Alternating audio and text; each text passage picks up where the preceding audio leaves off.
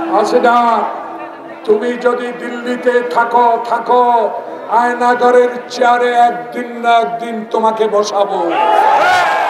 দিল্লিতে থাকুক বা যেখানেই থাকুক আয়নাঘরের চেয়ারে একদিন শেখ হাসিনাকে বসানো হবে।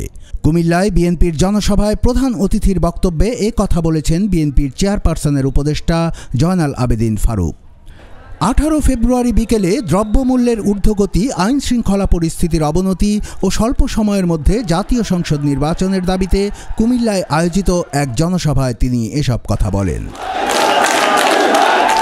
কুমিল্লা দক্ষিণ জেলা বিএনপির আহ্বায়ক ও সাবেক সংসদ সদস্য জাকারিয়া তাহের সুমনের সভাপতিত্বে অনুষ্ঠিত ওই জনসভায় প্রধান অতিথির বক্তব্যে সাবেক বিরোধী দলীয় চিফ হুইপ জয়নাল আবেদিন ফারুক বলেন, আয়নাঘরে অত্যাচারিত হয়েছে বিএনপির নেতাকর্মীরা।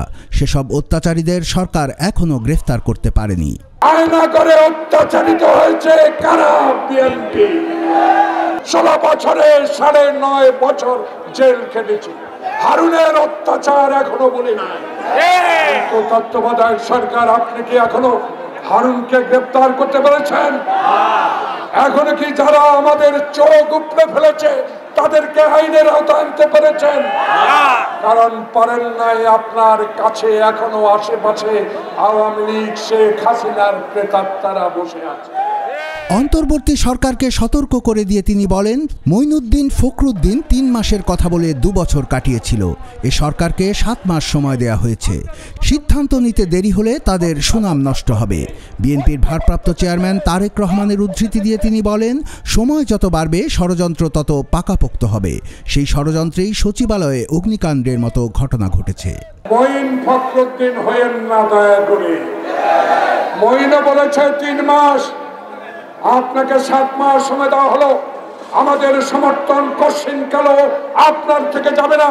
কিন্তু আমাদের জনসভায় অন্যান্যের মধ্যে আরও বক্তব্য রাখেন বিএনপির কেন্দ্রীয় ত্রাণ ও পুনর্বাসন সম্পাদক আমিনুর রশিদ ইয়াসিন, কুমিল্লা বিভাগীয় সাংগঠনিক সম্পাদক অধ্যক্ষ সেলিম ভুঁইয়া সহ সাংগঠনিক সম্পাদক মুস্তাক মিয়া, কুমিল্লা মহানগর বিএনপির আহ্বায়ক উদ্বাতুল বারী আবু, কুমিল্লা দক্ষিণ জেলা বিএনপির যুগ্ম আহ্বায়ক সৈয়দ জাহাঙ্গীর আলম ও আমিরুজ্জামান আমির, সদস্য সচিব আশিকুর রহমান মাহমুদ ওয়াসিম, মহানগর বিএনপির সদস্য সচিব ইউসুফ মোল্লা টিপু সহ কুমিল্লা জেলা ও মহানগর বিএনপির নেতৃবৃন্দ।